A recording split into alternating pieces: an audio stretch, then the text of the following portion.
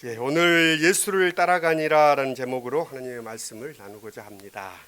앞서 인사했던 것처럼 오늘 또 주님의 평화가 오늘 예배하는 우리 모두 위에 함께하기를 원합니다.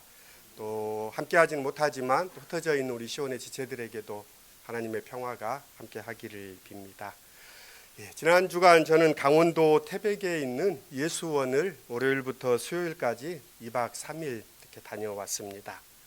예수원은 대천덕 신부에 의해 1965년 이 태백 하사미 마을에 시작된 개신교 수도 공동체입니다. 개신교인 성공회 목회자를 신부라고 칭합니다. 그러니까 카톨릭 신부 사제처럼 독신을 하지는 않고요. 결혼도 하고 자녀도 있습니다. 그런 개신교 목회자를 이제 성공회는 신부라고 아직도 부르는데요. 이 대천덕은 한국명입니다. 그는 원래 미국 국적의 본명이 르우벤 아서 토레이라는 이 미국 장로교 중국 선교사 가정에 태어났던 사람입니다. 그도 이 프린스턴을 나오고 장로교 배경의 목회자였는데 그는 성장하는 과정에 성공회를 접하면서 이 성공회에서 목회자가 되어야겠다라고 이렇게 생각했던 분입니다. 1918년에 태어나셨던 분이니까 이제 태어나신 지 벌써 101년 차가 되지요. 또 세상을 떠난 지도 벌써 이제 시간들이 많이 흘러가고 있습니다.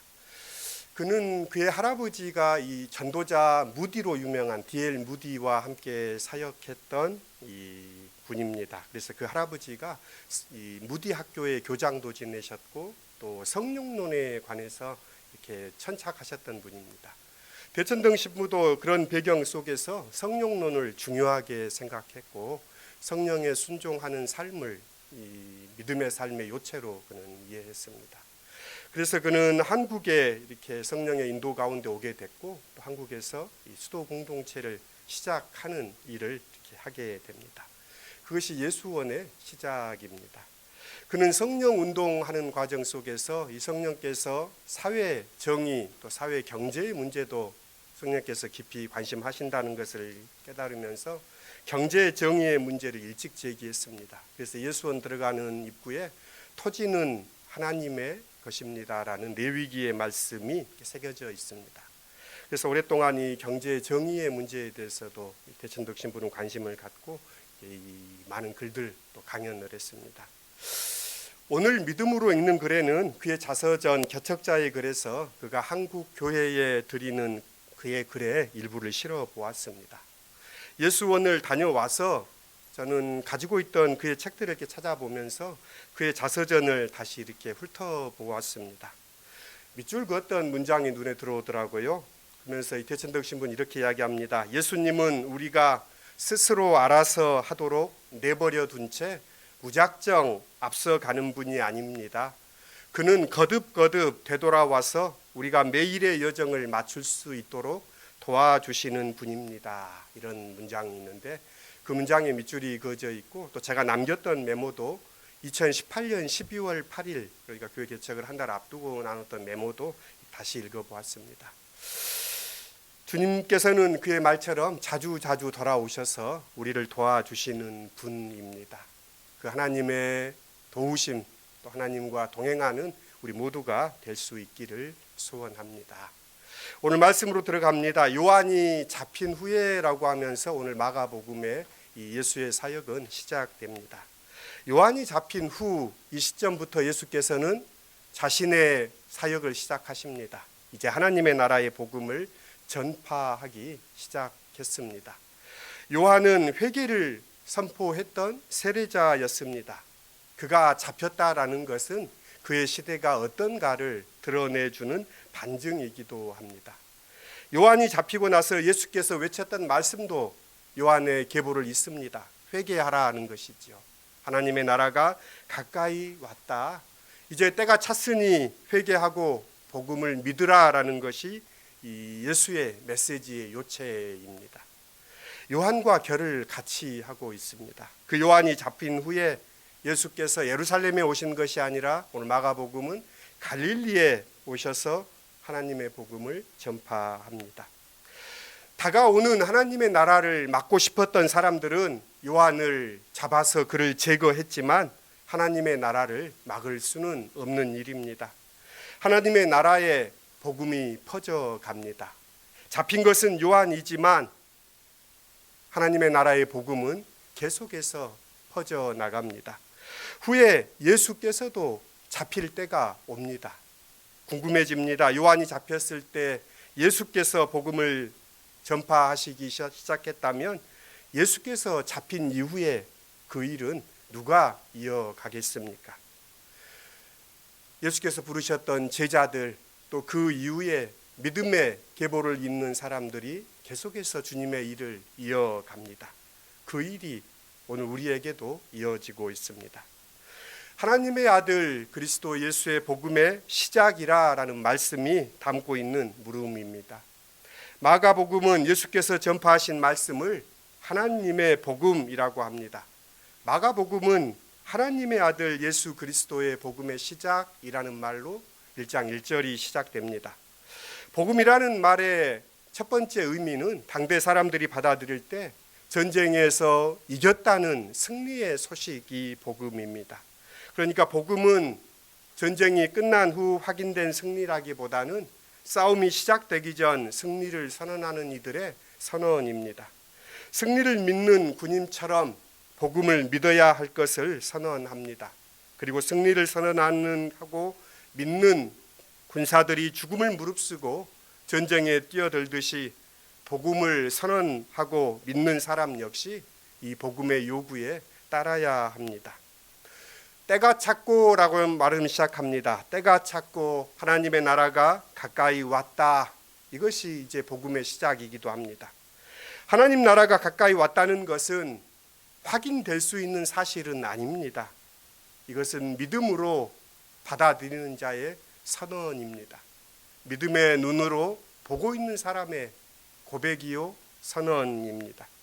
하나님 나라가 도래했음을 믿는 사람은 하나님 나라가 요구하는 것에 따라 자신의 삶을 바꿉니다.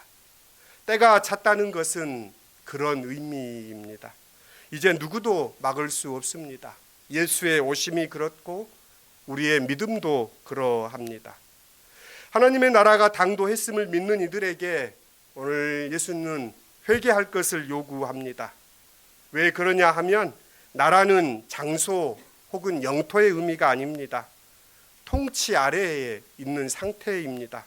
그러므로 하나님의 나라는 하나님이 계시는 곳이기도 하지만 하나님의 나라는 하나님의 통치 아래에 있음을 뜻합니다.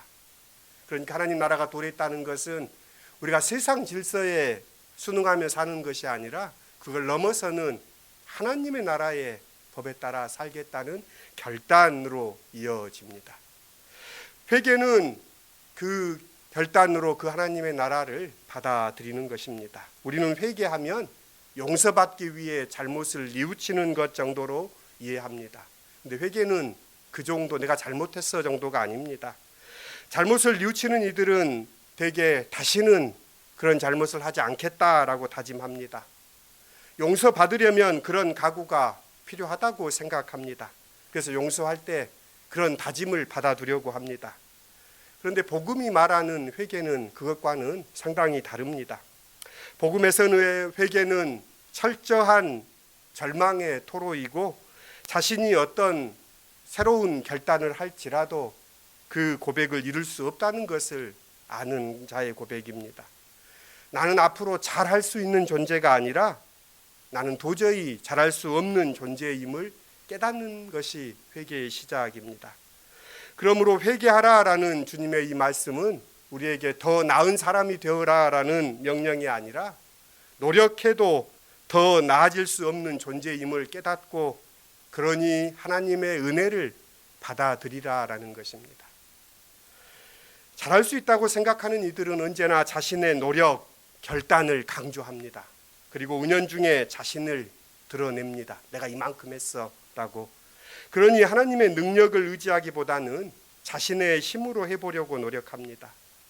그러나 반대로 자신은 할 수 없는 힘을 절감하는 이들은 하나님의 도움을 바랄 도리밖에 없습니다. 복음을 믿는다는 것은 하나님의 능력을 믿고 하나님의 은혜에 온전히 의존함을 의미합니다. 내가 믿습니다. 믿음 없는 나를 도와주십시오 절규했던 그 아버지와도 같습니다. 하나님의 나라가 임하는 것은 누가 힘써서 의인이 되는가를 판단하기 위한 것이 아니라 주님의 은혜 외에 어떤 것도 의지할 수 없는 이들에게 베풀어지는 은혜입니다. 그래서 복음입니다. 그 나라를 받아들이는 자에게 주어집니다. 그 하나님의 은혜를 기쁨으로 맞아들이는 자에게 하나님이 주시는 은혜입니다. 그 나라를 믿는 자는 그 나라의 삶을 사는 것입니다. 그것이 복음서의 회개이고 그것이 우리에게 복음입니다. 마크스 보구가 쓴 그리스도교의 신앙을 말한다 해서 사람들이 그리스도인이 된다는 것을 천국과 지옥의 틀로 이해할 때 갖게 되는 문제를 지적합니다. 많은 사람들이 예수를 믿으면 죄를 용서받고 천국에 간다라고 이해합니다. 그런데 하나님의 나라는 죽어서 가는 저 세상에 있는 천국만 의미하지 않습니다. 그러니 그리스도인이 된다는 것은 믿어서 천국에 간다라는 그런 단순한 의미가 아니라 더 많은 의미를 의미합니다. 그리스도인이 된다는 것은 하나님의 나라, 하나님의 뜻, 하나님의 통치 안에 내 삶을 바꿔 나간다는 뜻입니다. 그러니 그리스도인이 된다는 것은 오늘 이 세상 속에서 생명을 북돋으시는 하나님을 따라 생명이 훼손되는 것을 막고 그 생명을 북돋는 일이며 정의의 하나님을 고백하는 이들이 이 세상의 불의와 억압에 맞서서 정의를 외치게 되는 것이요, 평화의 하나님을 외치는 이들은 모든 전쟁에 반대하며 하나님의 평화를 구하는 삶으로 나아갈 수밖에 없습니다. 우리를 그 삶으로, 그 부름으로 우리를 주님은 초대하고 계십니다. 예수께서는 갈릴리에서 복음을 전파하셨고 오늘 복음서는 그 갈릴리에서 첫 제자들을 부르시는 장면을 마가복음은 기록하고 있습니다. 그물을 던지는 이들과 그물을 수선하던 이들이 부름을 받습니다. 제자로 부르고 제자가 되는 특별한 계기나 특별한 장소가 따로 등장하지 않습니다. 그냥 그들이 일상을 살아가는 그곳 갈릴리 바닷가의 흔한 일상 가운데 특별하지 않은 이들이 오늘 복음서의 제자가 됩니다. 그러나 그들은 아무나는 아닙니다. 지난주일 우리는 요한복음을 통해 예수님의 처음 제자가 되었던 이들이 원래는 세례 요한의 제자였던 것을 읽게 됩니다. 그들은 요한의 소개를 통해서 예수에게로 가보게 됩니다. 그러면서 예수 안에 있는 하나님의 나라를 보게 되고 그의 제자가 됩니다. 처음 제자로 요한복음이 소개하는 제자는 안드레와 요한이었습니다. 그들은 각각 자신들의 형제들에게 예수를 소개합니다. 와서 보십시오. 그래서 베드로와 야고보를 데려오므로 처음 내 제자가 된 것을 요한복음은 소개합니다.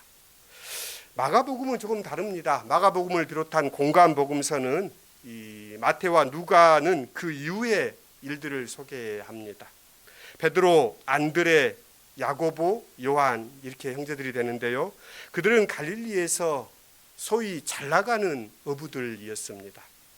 베드로와 안드레는 자기 집도 소유하고 있고 자기 배도 소유하고 있는 어엿한 부유한 그런 어부 형제입니다.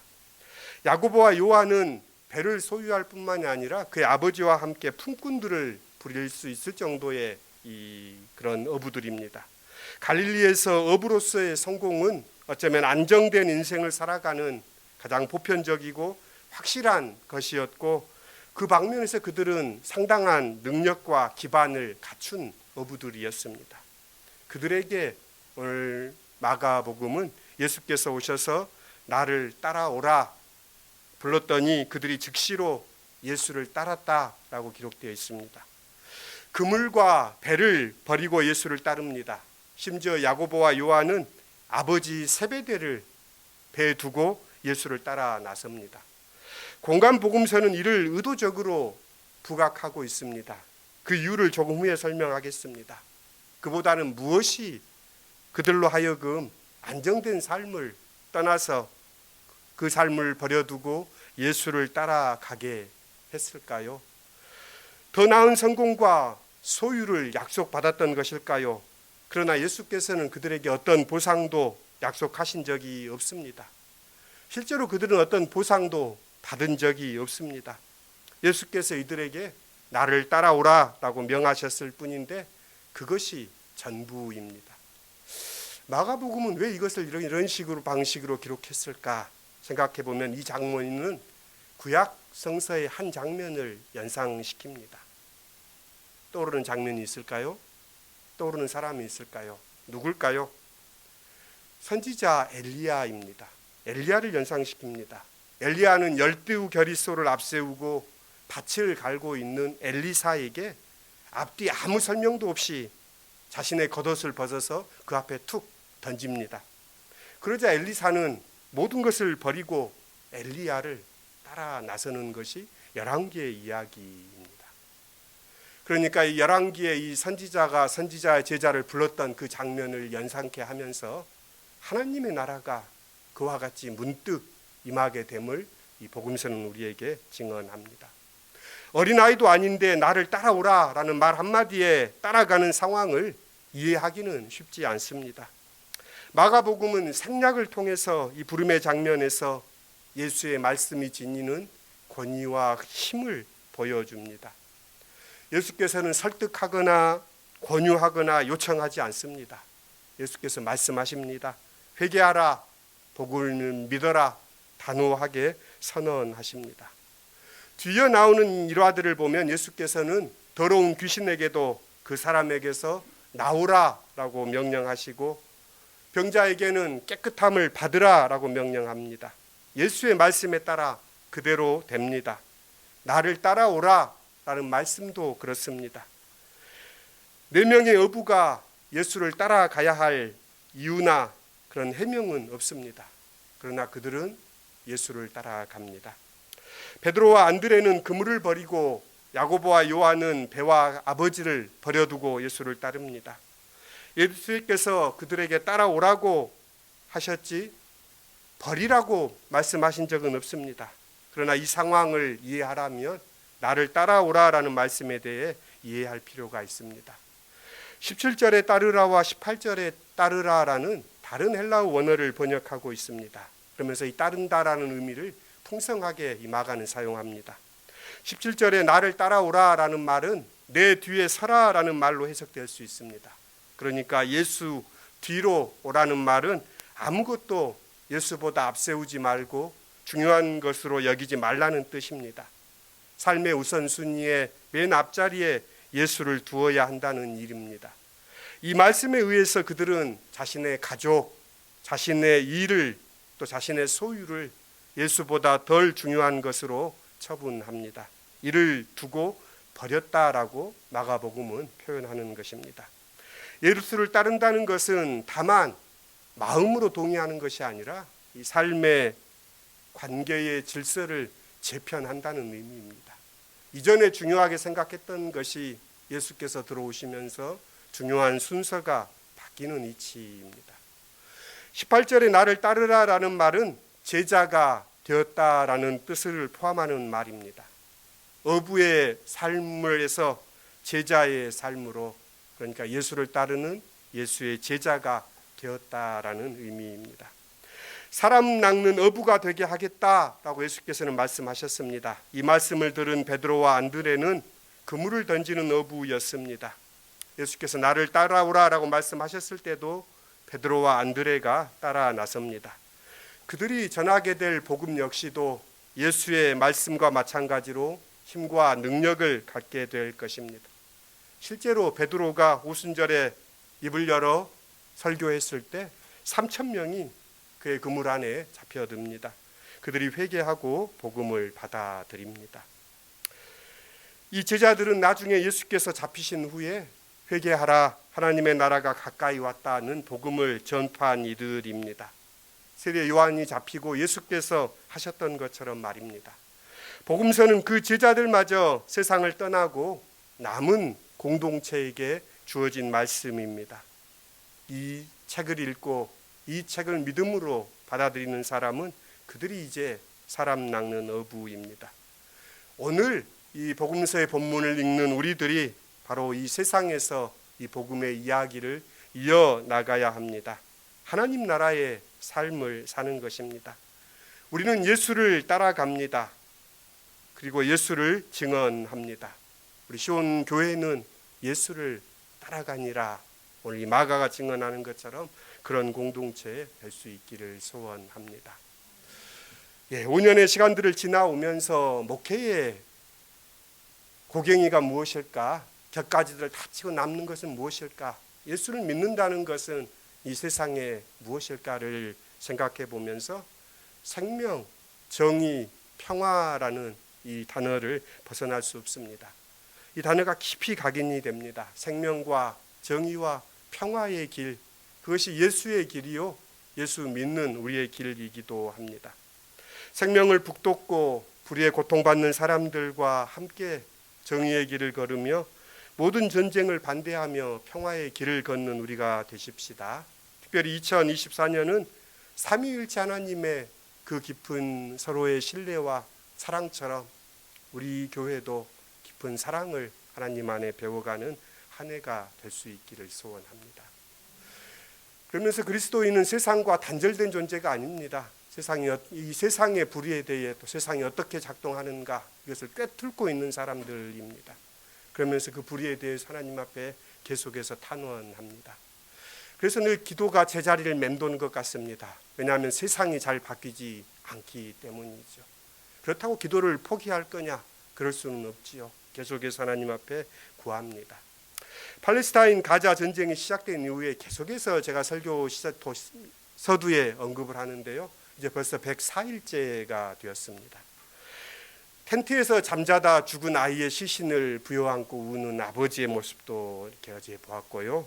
또 내일에 대한 불안과 두려움 속에 그들은 우리가 눈을 뜨고 있지만 사는 게 아닙니다라고 이야기하는 것도 이렇게 보았습니다. 인구의 85%에 해당하는 190만 명이 난민이 되었다라고 유엔은 집계합니다. 그러면서 영양실조와 굶주림에 아이들이 시달리고 있고 생필품 반입이 제한되면서 생존의 위기에 몰려 있습니다. 구호품을 실은 차가 들어오자 많은 사람들이 굶주림에 차에 달려들다가 인파 가운데 밀가루 좀 얻겠다고 하다가 5명이 숨지는 일도 보았습니다. 벌써 2만 4천 명의 목숨이 죽었고 2만 4천 개의 우주가 무너진 것이지요. 전쟁의 끝은 보이지 않습니다. 여전히 네타냐후는 자기의 속내를 드러냅니다. 이 전쟁을 멈출 의사가 전혀 없다는 것을 그는 이야기합니다. 오히려 그는 이를 발판 삼아서 요르단 서쪽 지역, 그러니까 웨스트뱅크, 가자가 아닌 팔레스타인 지역도 자신들이 직접 통치하겠다라고 인터뷰에 자기의 노골적인 심경을 드러내는 것도 이렇게 보았습니다. 하나님께서 그 땅에 평화 주시기를 원합니다. 참 꼴대로 꼬여 있는 이 인류의 전쟁과 보복, 이 피해의 역사를 참 그치고 용서와 화해의 왕이신 주님께서 임할 수 있기를 소원합니다. 이를 위해 우리는 계속해서 관심하고 기도하고 하나님의 뜻 안에 행할 수 있기를 원합니다. 주님은 우리에게 이 세상에서 무엇을 하라라고 요구하시지 않습니다. 주님은 무엇이 되라라고도 말하지 않습니다. 주님은 우리에게 나를 따라오라라고 우리를 부드럽게 초대하십니다. 주님을 따르는 삶은 주님의 뒤에 서는 것입니다. 주님께서 가신 길을 뚜벅뚜벅 성실히 따라가는 것입니다. 주님보다 어떤 것이 중요하지 않습니다. 이것을 삶으로 보여주는 것입니다. 주님의 뜻보다 누구도 앞세우지 않는 주님을 따르는 우리 시온의 공동체가 될 수 있기를 소원합니다. 오늘 강화도 시인 한민복 시인의 내 온몸 그대가 되어라는 시를 실어보았는데요. 1년과 3년의 대꾸가 저는 예수와 교회의 사랑으로 읽습니다. 예수를 따르는 우리의 고백이 되었으면 좋겠다라는 생각을 해봅니다. 1년에 이제 나는 그대를 기다리지 않겠네. 온통 그대가 되어 있는 내 가슴. 마지막 년에 온통 내가 되어 있는 그대 가슴으로 그대가 되어 가는 나를 기다려 주십시오. 우리의 마음이 온통 주님으로 가득 차 주님이 우리 안에, 우리가 주님 안에, 주님의 길을 신실히 걷는 우리 되실 수 있기를 소원합니다. 설교를 마무리합니다. 때가 되었습니다. 복음은 하나님의 나라가 임했다는 소식입니다. 그 소식을 믿는 이들에게는 기쁨입니다. 주님을 따라가는 이 길, 좋은 동행이 되시는 주님, 우리의 하루하루의 여정에 자꾸 되돌아오셔서 우리의 길을 도우시고 우리와 함께 해 주십시오. 우리는 할 수 없습니다. 그러나 주님이 함께 하시면 능치 못할 것이 없음도 아오니 주님을 따라갑니다. 아멘. 함께 같이 침묵으로 기도하겠습니다. 주님 감사합니다. 때가 되었습니다. 때가 찼습니다. 어린아이의 마음으로 하나님의 나라를 받아들입니다. 즉시 주님을 따랐던 이들처럼 우리도 주님 나라를 받아들이며 주님을 따릅니다. 설립 5주년을 감사합니다. 주님보다 앞서는 것이 없게 해 주십시오. 주님의 뜻을 구하며 주님의 삶을 사는 저희 되게 해 주십시오. 예수님의 이름으로 기도드립니다. 아멘.